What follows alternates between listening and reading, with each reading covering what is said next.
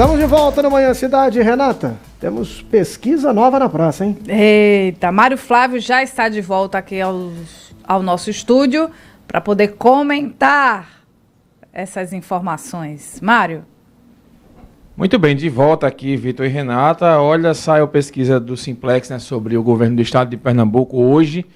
E uma pesquisa que mostra, mais uma vez, né, aquela tendência que os outros institutos estão refletindo, né, que é João Campos na frente, uma distância relativamente boa para ele, né, mostra que se a eleição fosse hoje, ela poderia ter sido resolvida no primeiro turno, de acordo, é claro, com esses números dessa pesquisa. Então, vamos trazer aqui uns números para que os nossos... Manda aí, não? Opa, então... Vamos lá, vamos mandar agora. Mandar agora, quem né? Está na experiência Cidade FM, né, no Flexidade ou no YouTube, para poder acompanhar com imagens esses números, enquanto quem está no rádio a gente vai... É porque eu tinha mandado para ele outras coisas do meu comentário, aí acabei pensando que tinha mandado. Para você. Mas, enfim, são números interessantes aí para o João Campos e números que mostram a dificuldade da governadora Raquel, principalmente na região metropolitana. Então, os números trazem o seguinte, né? Foram 4 nomes testados. Primeiro, foram ouvidos 1.066 entrevistados. Né? Essa pesquisa foi feita no sábado. A margem de erro é 3%, o grau de confiança 95%. Foram 139 municípios do estado que foram pesquisados. A gente tem João Campos com 43,6% na primeira posição, Raquel Lira com 29,3%, Eduardo Moura, que é um vereador do Recife, com 5%, e o Ivan Moraes, que é ex-vereador do Recife pelo PSOL, ele com 2,3%. Esses números, né, também houve a sondagem Raquel contra João. E aí, João Campos teria 49%, Raquel 32%. O que chama a atenção, voltando para aquele primeiro quadro, Lucas, é que quando se transforma isso aí em votos válidos, né, Vitor e Renata, que são aqueles votos que a Justiça Eleitoral considera, que você retira aí os brancos e nulos, e o João Campos ele passaria para 51% mais ou menos, o que daria a possibilidade dele de vitória no primeiro turno. E aí, né, toda vez que sai pesquisa, você já sabe, né, quem está na frente comemora e quem não está, contesta. Agora, o que chama a atenção nessas pesquisas é que o João Campos está com esse percentual mais ou menos aí em quase todos os institutos, né? Sempre com a vantagem de 20 a 30 pontos com relação à governadora Raquel Lira. Então, há um ano da eleição, como eu disse há pouco no meu comentário, é uma frente interessante para João. Tem algumas questões aí, Mário, que acho que são interessantes para além da disputa, né? A disputa claramente está polarizada entre os dois e ninguém vai furar isso aí, pelo menos é o que os números apontam. Mas, no caso do Eduardo Moura, por exemplo, a depender do resultado eleitoral dele, ele pode mudar de patamar político, né? De repente ter uma condição para disputar a prefeitura do Recife. Veja, uma coisa curiosa é que ele não é obrigado a renunciar ao mandato de vereador. Ele pode se licenciar do mandato e disputar a eleição para o governo. Ou ele pode simplesmente ficar no mandato e disputar a eleição para o governo do estado. Então, para ele, vai ser uma visibilidade muito grande. E ele dá uma opção para aquele eleitor mais à direita votar também. Eu concordo com você, Vitor. Ele saindo candidato aí, ele vai ter uma visibilidade grande e claramente vai ser uma candidatura que ela vai bater mais em João Campos do que em Raquel, porque ele é o principal opositor de João Campos lá no Recife e vai dar essa visibilidade a ele. Eu acredito que de voto, nesse primeiro momento, talvez não dê tanto, né? Porque... como a gente sabe, como você disse, eu concordo com você, vai ser uma eleição que vai polarizar entre Raquel e João. Então, como essa eleição ela vai ser polarizada entre os dois, Eduardo Moura vai para a pancadaria generalizada, digamos assim, no que diz respeito à crítica, principalmente a João Campos. E ele é do PL, o PL tem direito aí aos debates, tem direito a participar das sabatinas nas emissoras de rádio e televisão. Acredito eu, né, que os debates serão vários e acredito eu que a maioria, os dois, vão participar, né, porque... debates, eles são interessantes demais e só quando um candidato tem ampla folga que ele não participa dos debates.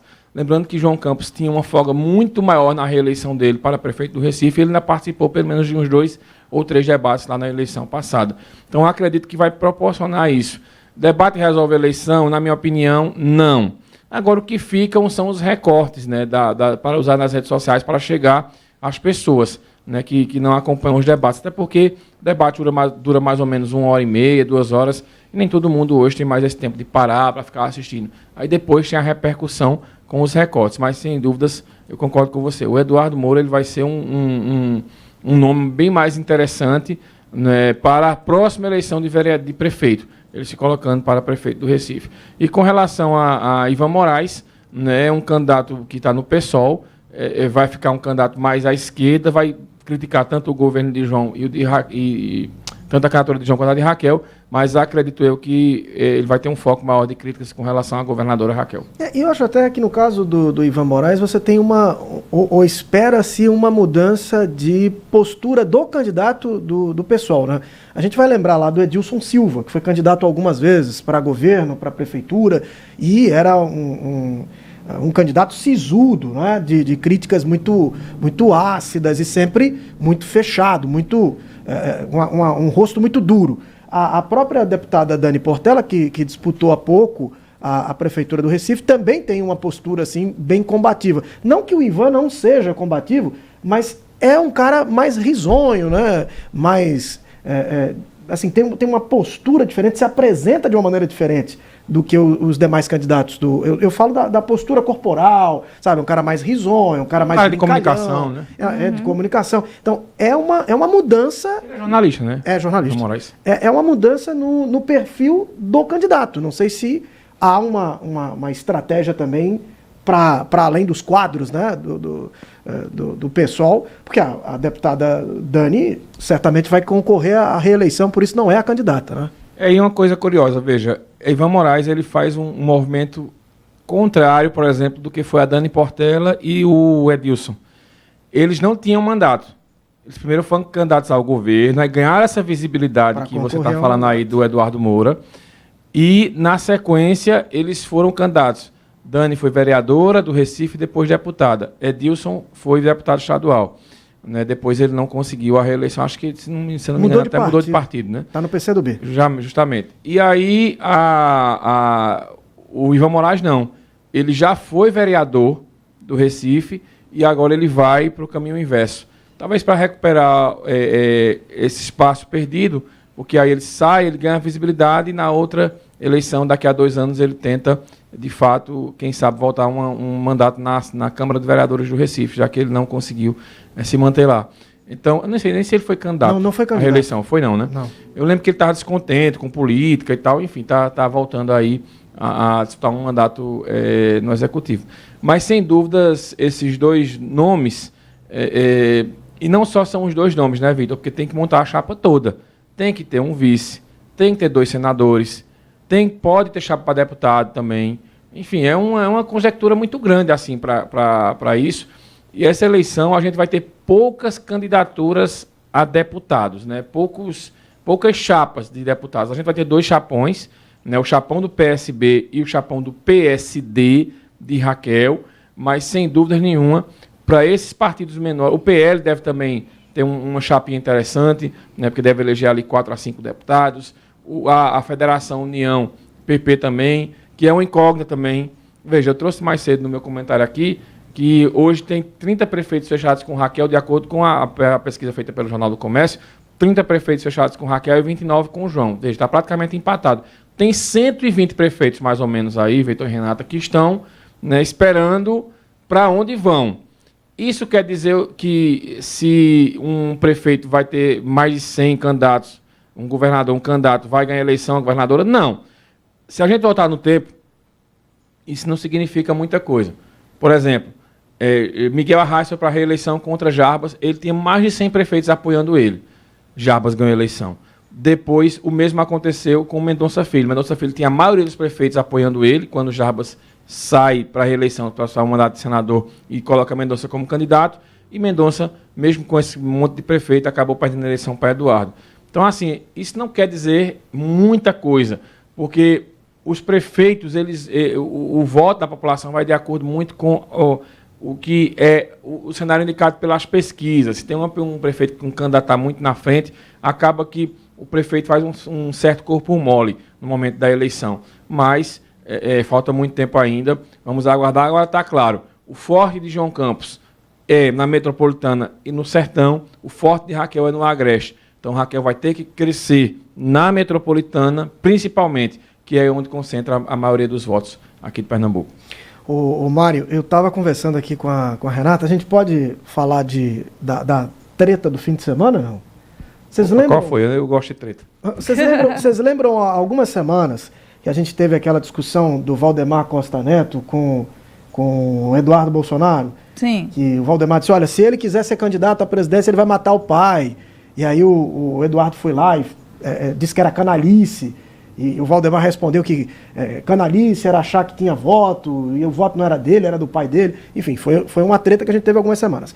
A desse final de semana, envolveu o senador Ciro Nogueira, que é do Piauí, foi ex-ministro de Bolsonaro, do PP, liderança do PP, e o governador de Goiás, Ronaldo Caiado. O Ciro Nogueira deu uma entrevista para o jornal O Globo, e ele foi perguntado sobre as opções da direita para candidaturas apoiadas por Bolsonaro.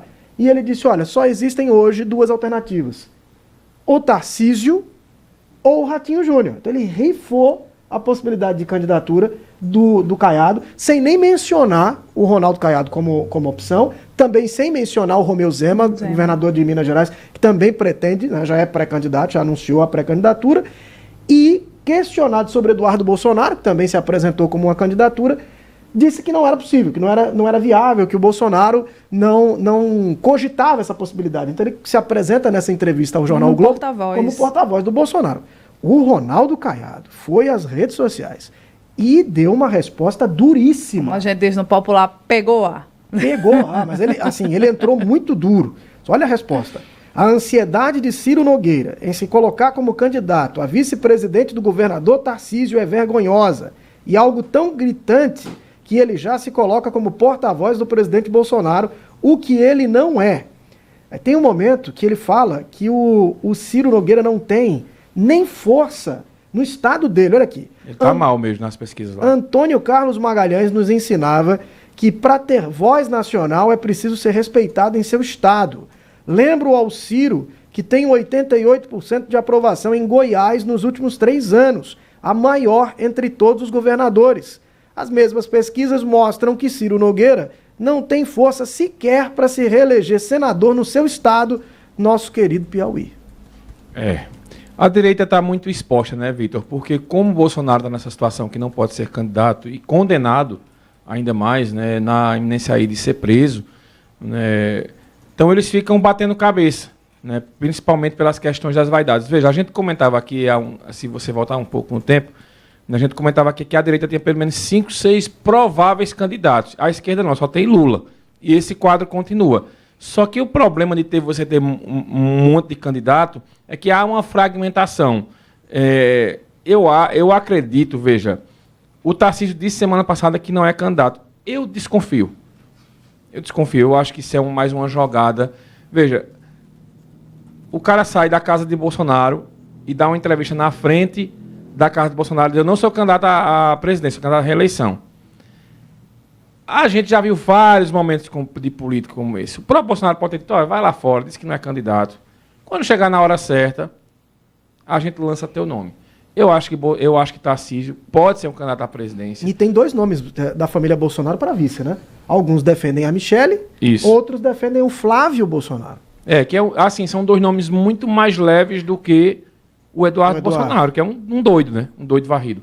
Ô, Mário, essa história de fritar, né? É um termo que vocês usam na processo política, de fritura. Né? De fritura, que geralmente acontece com quem antecipa muito o nome, né? Porque as pessoas já vão observando quem é aquela figura, né? O que fez no passado, qual é a sua conduta, e consegue avaliar melhor, né, do que um nome que é apresentado assim, junto com tantos outros já perto da campanha.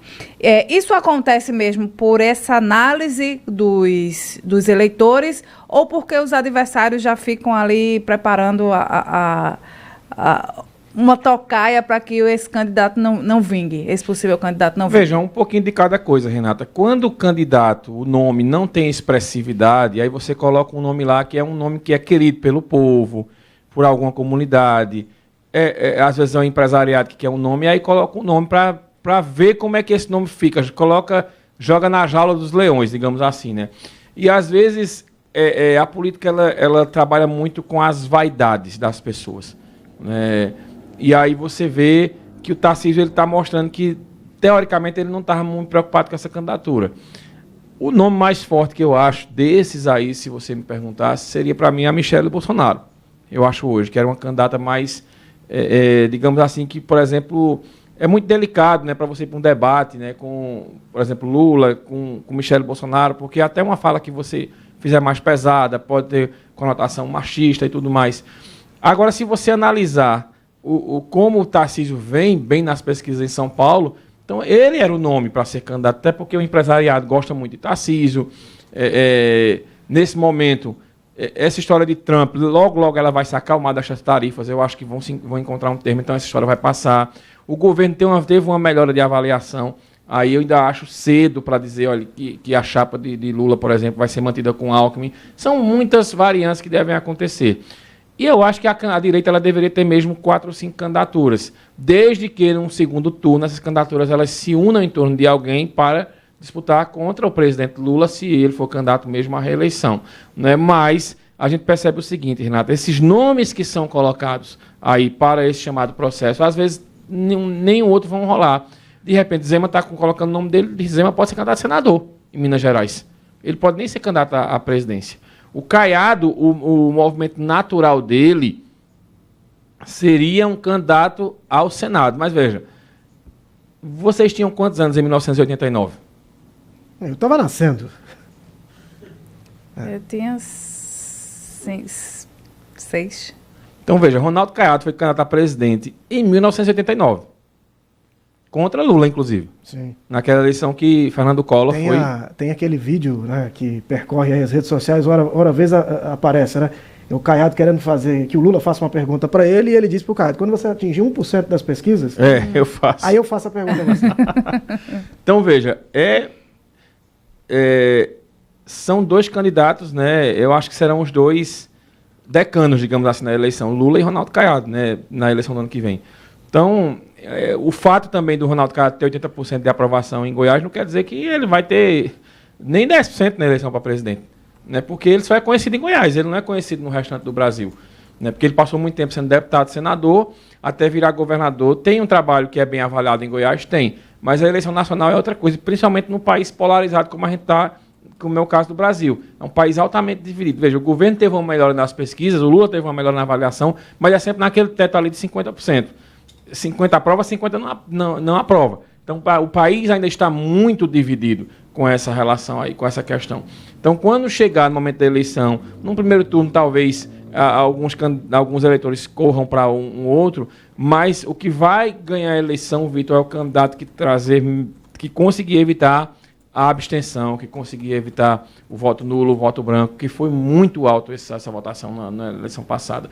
E por que o Tarcísio é um nome interessante? Porque ele meio que fura essa bolha do lulismo versus bolsonarismo que existe hoje. Então, talvez por isso que existe muita gente que queria o Tarcísio candidato, porque ele conseguia furar esse bloqueio. Mas, ao mesmo tempo, não é fácil. O Tarcísio tem uma reeleição tranquila em São Paulo. E, de repente, você vai para uma eleição polarizada para presidente e deixa quem para ser candidato em São Paulo? Ricardo Nunes, prefeito de São Paulo? É uma conta que não é muito fácil de fazer. Agora, se chegarem a um acordo... para uma chapa Tarcísio, por exemplo, Michele, ou Tarcísio e Flávio, eu ainda acho o nome da Michele muito mais leve. Eu acho, mesmo o Flávio sendo um nome um pouco menos pesado do que o Eduardo Bolsonaro, mas como os filhos de Bolsonaro sempre queimaram ele, né, com relação às atitudes que eles fizeram, eu não colocaria o Eduardo Bolsonaro como Eu não sei também se o Flávio não vai tentar a reeleição no Senado, porque a situação do Eduardo não é... complicadíssimo. Não é provável que venha para disputar a eleição. O Jair Renan não se sabe se vai conseguir a eleição para deputado, a pretensão é essa. A Michele não tem cargo. Se o Flávio for para vice, no caso de uma derrota, Bolsonaro poderia ficar sem nenhum representante, nenhum filho com mandato. Então, e ele ainda tem, talvez por uma questão de sobrevivência... o Flávio queira repetir a eleição para senador. É verdade. E eles ainda têm, Vitor, uma conta que é para ser feita, que é ganhar muitas vagas no Senado. Então eles precisam de nomes importantes, nomes fortes no Senado. Ciro Nogueira, por exemplo, começou o cenário eleitoral nas primeiras pesquisas, ele era em primeiro lugar para senador. Ele hoje está em terceiro, né, lá no Piauí. Então, assim, não é uma situação fácil para ninguém. A direita é muito desunida. A gente tira por aqui em Pernambuco, por exemplo. Aqui em Pernambuco, dizia Gilson Machado Neto e Anderson Ferreira não conseguem se entender. São os dois principais líderes da direita. Aqui é uma confusão eterna entre eles lá. O Eduardo Moura é um sintoma disso, né? O Eduardo é do Novo. E está conseguindo puxar os votos mais à direita porque o PL não se entende. Verdade. E veja, pode ser o candidato assim que, de repente, consiga encabeçar essa chapa.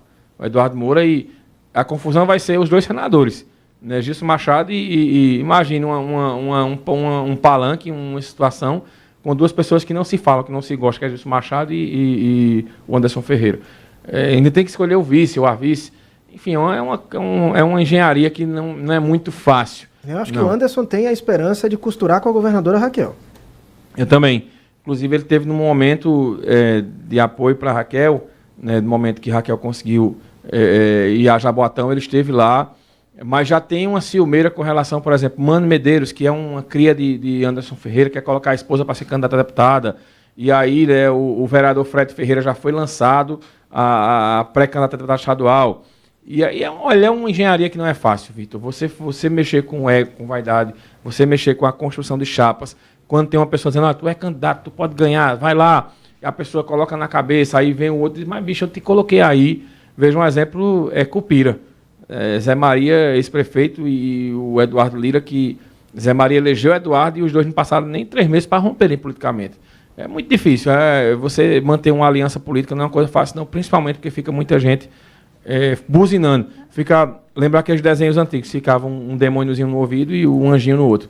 Né? Cada um dizendo uma coisa e, às vezes, um passo que você dá, você acaba tem muitos casos assim, desconstruindo tudo. Né, no Recife eu lembro do João Paulo e o João da Costa. O João Paulo apresentou o João da Costa foi eleito, surfou ali na onda da aprovação de João Paulo e não demorou muito tempo. Às vezes não chega nem a posse, né? Não, é só o resultado da urna mesmo. E você vê, o Eduardo era governador e deu um prazo ao PT. Só, olha, o candidato tem que ser João da Costa, que é o prefeito. E o PT ficou, até que eles perderam a paciência de se vou lançar um candidato, que foi quando ele lançou o Geraldo Júlio. E ele ganhou a eleição naquela época. E o PT rifou João da Costa nunca mais conseguiu ser eleito para nada. E ainda foi deputado, né? E depois não conseguiu mais nada. Inclusive disputou para vereador, não foi? Vereador. E não a própria eleição do deputado ele conseguiu entrar como suplente, porque um deputado depois virou deputado, outro cargo aí que eu não me engano. Mas ele ganhar mesmo, assim, ele nunca mais conseguiu. Porque ali foi um processo de fritura bem feito. E naquela eleição geral do Júlio, veja, os candidatos foram Humberto Costa e João Paulo. Então foram 2 candidatos fortes, e mesmo assim o PT viu um momento dificílimo na capital pernambucana, o PSB conseguiu vencer a eleição, depois conseguiu vencer mais 2 com o João. Enfim, essa aliança também ela não vai ser fácil no campo só da direita, não. No campo da esquerda também, como a gente mostrou há pouco, né, uma foto aí com Marília Reis, Silvio Costa Filho e João Campos. Ô Mário, eu fiquei aqui com uma curiosidade. Será que o PT vai brigar pela vice do João Campos, como brigou para a vice da prefeitura e perdeu? Olha, eles têm um dilema, porque se mantiver a reeleição de Humberto na chapa, então já fica contemplado. Então já perderia a indicação de vice. Hoje, Vitor, eu vejo João Campos, Humberto, uma vaga de Senado. A outra vaga do Senado fica entre Silvio Costa Filho e Miguel Coelho. Talvez, o Eduardo da Fonte. E aí essa vice ela poderia cair no colo de Miguel Coelho. Isso aí se Miguel Coelho topasse. Obviamente ele já disse que não quer, ele disse que quer ser candidato ao Senado. Vai ser uma decisão bem difícil de ser tomada. E essas decisões geralmente elas deixam fraturas expostas, né? Deixam mágoas. E aí vamos saber mais na frente como é que vai ser. Agora eu acho que vai ser antecipado. Eu acho que lá para abril, mais ou menos, mas a gente já sabe mais ou menos quem é que vai estar com quem. Vamos aguardar. Vamos aguardar. Mário Flávio, obrigado. Até amanhã. Valeu, Vitor, Renato, um abraço para vocês. Vem aí ela, né? Tocando, quebrando tudo, não vai pedir o quê? Quebrando tudo. E antes a gente tem... Ganhadora do par de ingressos para o circo americano. Aline Melo. Olha. Lá do Salgado. Aline, parabéns pra você, hein? Par de ingressos pro circo americano. Obrigado pela sua mensagem. A produção vai entrar em contato para te orientar direitinho como ter acesso, tá bom? Aline, manda teu nome completo aí pra gente e já ajuda o processo e a gente entra em contato com você. Beleza? Vem aí ela. Aline Souza. E o... Vai pedir o quê? Um cheiro, uma ótima semana. Até amanhã. Boa segunda, gente. Até amanhã.